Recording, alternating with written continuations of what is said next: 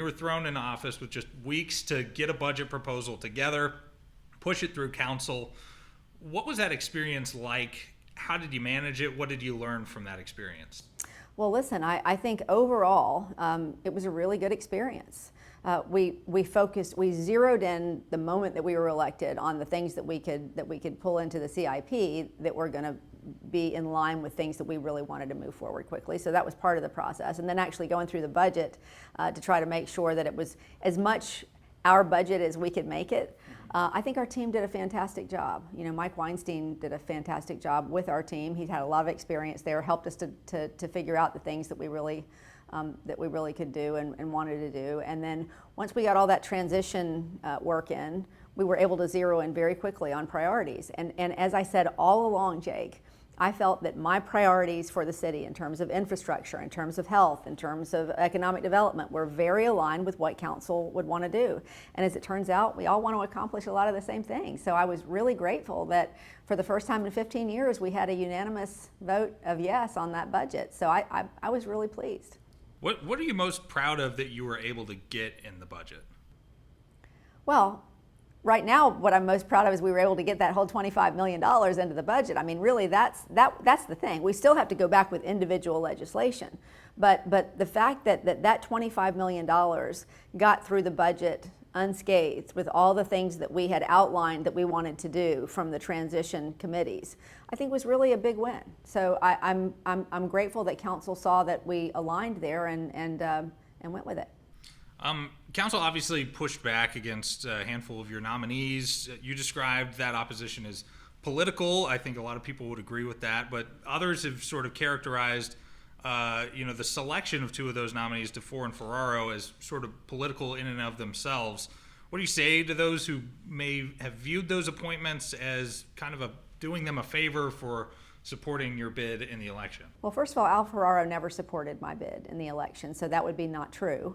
While he didn't support my opponent, he didn't support anyone. I chose Al and Randy for those positions for the very reason that I said I was doing so when I ran.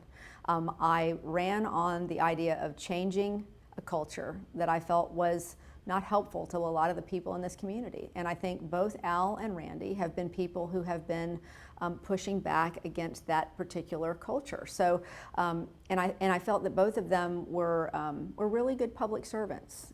Randy exceptionally qualified for the job that I was going to put her in as general counsel. So I really felt they were both wonderful and would be good for those positions, and that's why I nominated them. So they were not political decisions. Had I been making purely political decisions, it would have been easier for me to appoint other Republicans who might be more in line with the things that, frankly, I didn't agree with, like the sale of the JEA. But at the end of the day, I decided to go with folks that I felt, while I would not always agree with them ideologically, I felt that they were honest brokers and people who would do a good job for the people. You know, when it comes to the budget, you've gotten some criticism for not using your line item veto power as much as some people may have hoped, specifically when it comes to the grants for sort of politically connected nonprofits. You campaigned on ending sweetheart deals, as you called them, on the trail. Why did you decide to leave that funding alone this year? Well, for largely the reason that you talked about when we started this interview. I came into this process very late. A lot of these discussions had been ongoing for all of those items that you're talking about. There had been other issues that had come up where council members were involved in other things. So for me to come in at the last minute, after the council had voted both of those things in with a super majority, so if I had vetoed any of those things, they would have been overridden. But for me to zero in on those things when there's so much that came before it, to me would be very performative.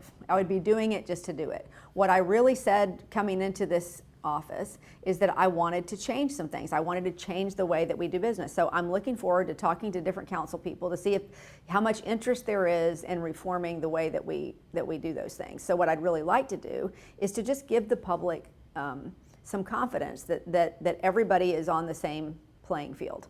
I've spoken now with President Salem about my desire to just take a look at it.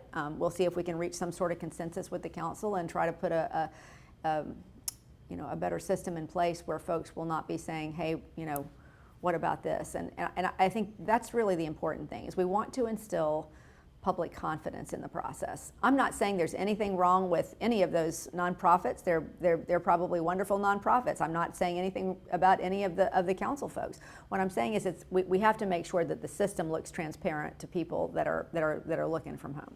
Yeah, so maybe stay tuned for next budget when Yeah. there's some more time to deal with this on the front end before, coming back when all the stuff's already sort of That's said right. and done. On the DeFore and Ferraro appointments, they obviously didn't go your way. You also weren't able to convince council to, create a dedicated funding source for the chief of diversity and inclusion. Looking back, do you think you would have handled those appointments differently, or perhaps used the threat of the veto pen to, as leverage? I don't know. I hate to ever go back and second guess myself in the moment. I mean, you learn as you go for certain in terms of relationships. I will only tell you that in terms of both of those appointments, it was not clear to me that the opposition would be as strong as it was. I will leave it there. I don't want to say anything about any particular council members or conversations that I had, but I will simply say to you that I knew that there were members of the previous administration that did not like those folks, especially Randy.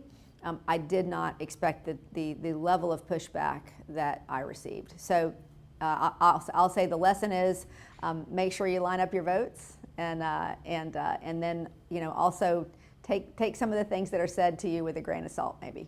Yeah.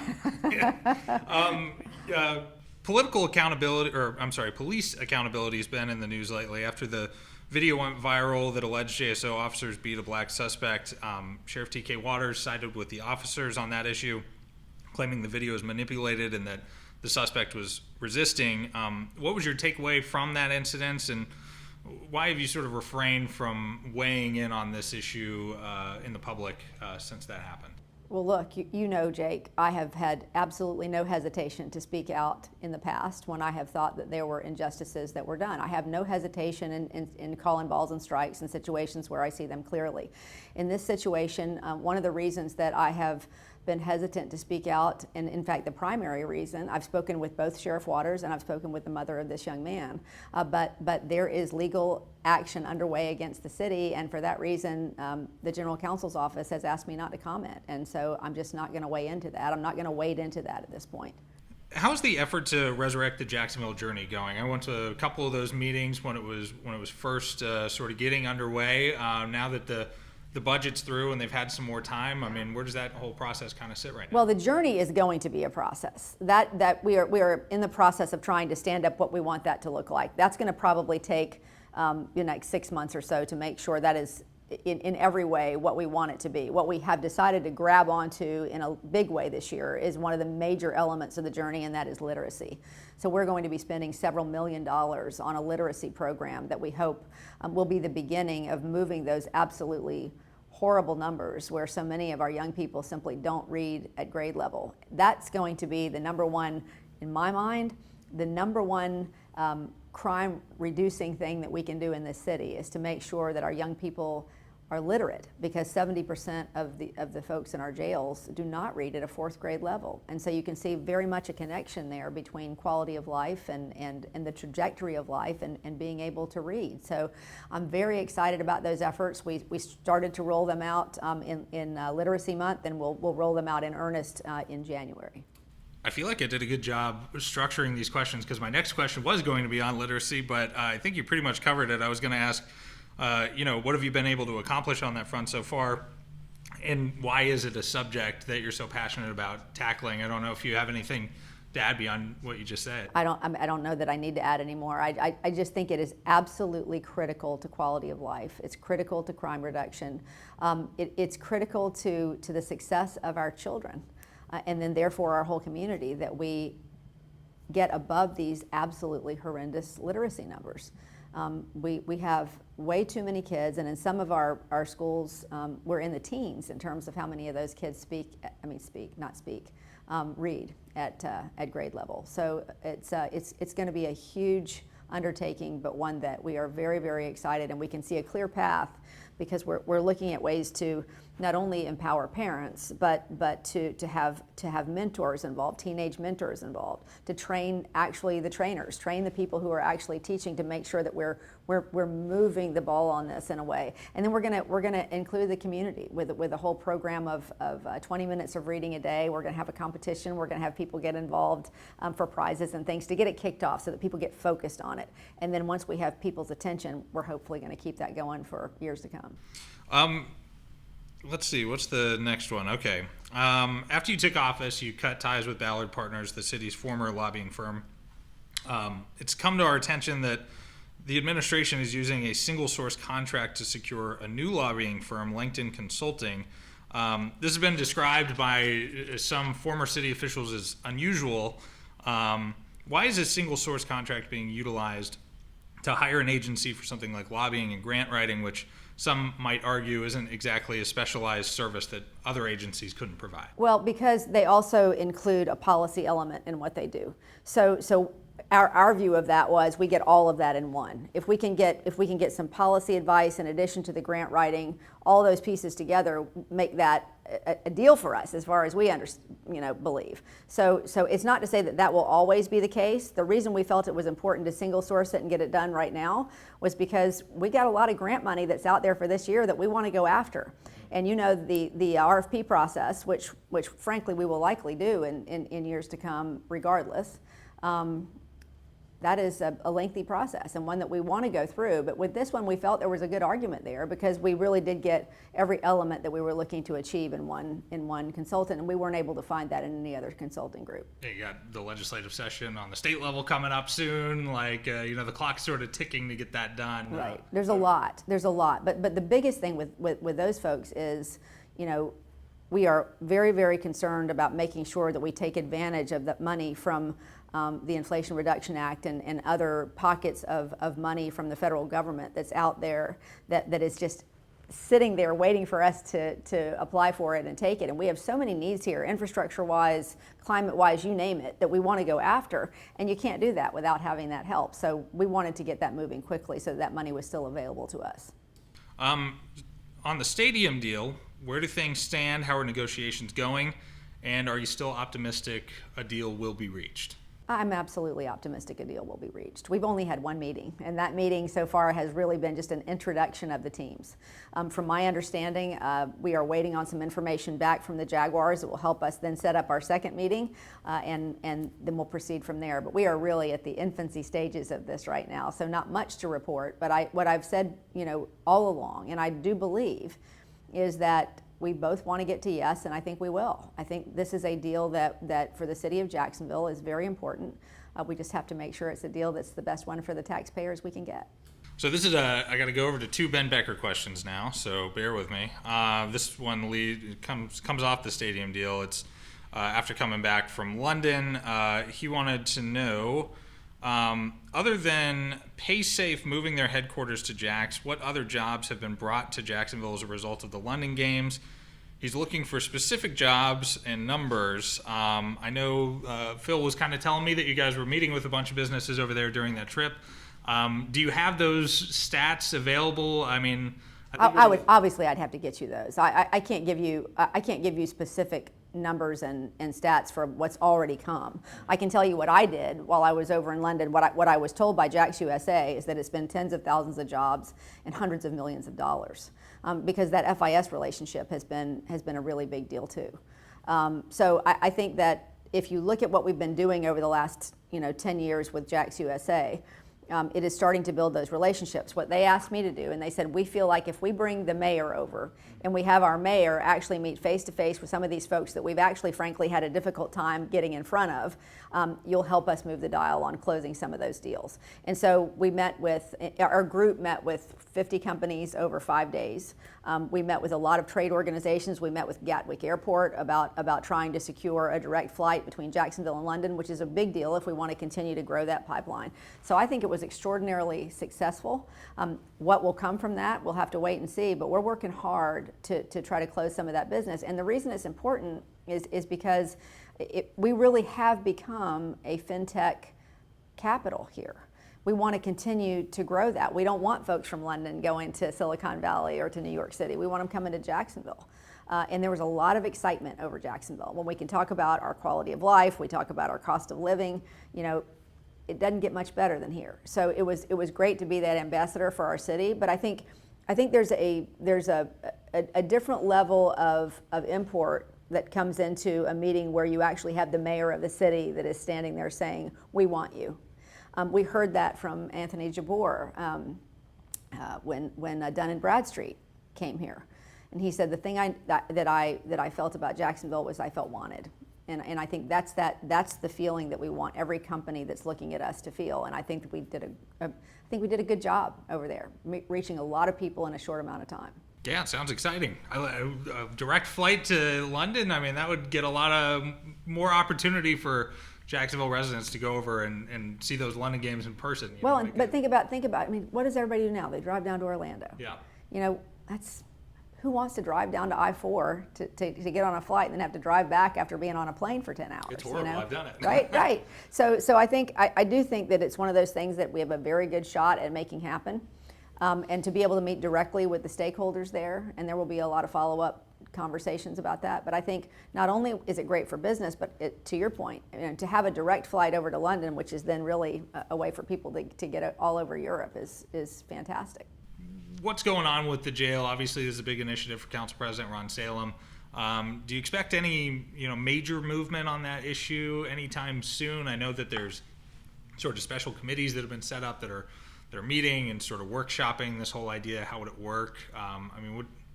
Do you have an estimate on the soonest we might actually see a vote to fund this project? Yeah, that has been absolutely an initiative that has been very, very important to Council President Ron Salem. What I have been told is the phase that we're in now is really a study phase. We need to take a look at the study, see what the study comes back with, and then make recommendations after that. So it's not my understanding that we are close to any decision on that. Yeah. So this is the other Ben Becker question. The City Council voted on a resolution in support of Israel yesterday. This obviously after the assault launched by Hamas this weekend, which claimed the lives of hundreds of Israeli citizens. You've publicly stated support of Israel. Do you plan on signing that resolution? I know it's not required, but do you plan on doing it symbolically? I have not seen it, so I can't tell you. I don't know what it says. So it'll be sort of contingent on whatever the wording is, I guess. I couldn't, I literally have not seen it. I just found out about what happened last night this morning, so I don't know. So you've made a point of engaging with the community. I've lost count of how many community conversations you've held. How do you feel like that strategy has impacted the way people are interacting with city government? Well, I hope it's impacted it in a positive way. If you've followed any of those meetings, they've largely been very well attended. I mean, we've met with thousands of people over the 14 council districts. I think we have one more of those 14 meetings left. But people have been very, very excited about being able to come and have their mayor listen to them directly. And that's really what I do in those meetings. I don't speak much. I come in and I say, thank you for being here, line up and tell me what's on your mind, and that's what they do. And so what we've done is we've asked people to leave us their information, write out whatever their issues are, and then we try to follow up on those issues to see if we can solve them. But what's interesting, Jake, is that no matter whether we're on the north side or in San Marco or out at the beach or whatever it is, there have been the exact same issues that everybody discusses. There's been a pothole in front of my house for 6 years and nobody's done anything about it. People are speeding down my street, way too fast. What can we do to stop that? The grass doesn't get cut often enough in my neighborhood, and I'm tired of watching, whatever, it is exactly the same sort of stuff. And it speaks to all those things that we talked about when we came into office, and that is those infrastructure issues that don't sound sexy to anybody, but frankly, they are on everyone's mind because they're so tired of having things neglected. And so I think it really has validated the additional money that we've spent on the mowing and edging and trash pickup and just the basic infrastructure needs. It's what real people in the neighborhoods really care about. Yeah, I was going to mention $27 million for the sort of beautification efforts. We increased that budget by 95%. Yeah. So really important because it had been neglected badly. So I think that so much of what we're doing will be to shore up areas where we've been weak, but also just making sure that we are responsive to what people are saying. These are the real issues we're dealing with, and they have been surprisingly similar. What's the most important thing you'd say you've learned as a result of these community conversations? Maybe you kind of just addressed it, that, you know, it seems like the things that people are most concerned about are not these partisan, you know, debates and, you know, political infighting. It's the basic, you know, quality of life issues. Yeah, that's it. And that's what I believed coming in. I think that the other things are very largely a construct of politicians that want to incite passions of people. And that will always happen. But at the end of the day, the folks at home, and the reason they get disconnected from their government is because they feel like those of us who were put here to deal with those issues that most, you know, affect them, they're not done. So I think it's been great. And what's been wonderful is that in every one of these meetings, the council person in that district has attended with me. So we've heard those things together. We've worked together on solutions. It's been a good relationship building exercise between me and the council members in each district as well. So I think in all ways, if people can see their government responding and really feel like they have a voice, you're going to get more involvement. And I think that's what we all want. We want more people actually getting involved in their government. Mayor Deegan, what do we have to look forward to in the coming months as you sort of begin tackling your first budget from the ground up? Well, I hope a lot. You know, I'm hoping that we can have a couple of months without a hurricane or without some catastrophe happen would be nice. This has been a really intense process to get through these first 100 days.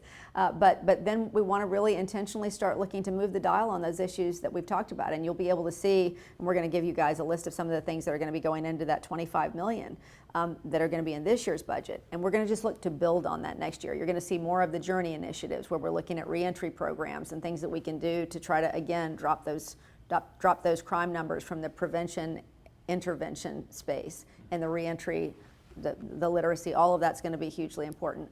But initiatives for small business, initiatives for health, those are the things that we're going to be heavily focused on in addition to all the infrastructure needs we're talking about. So I know everybody's really focused on the stadium. That's a big rock that we have to get done.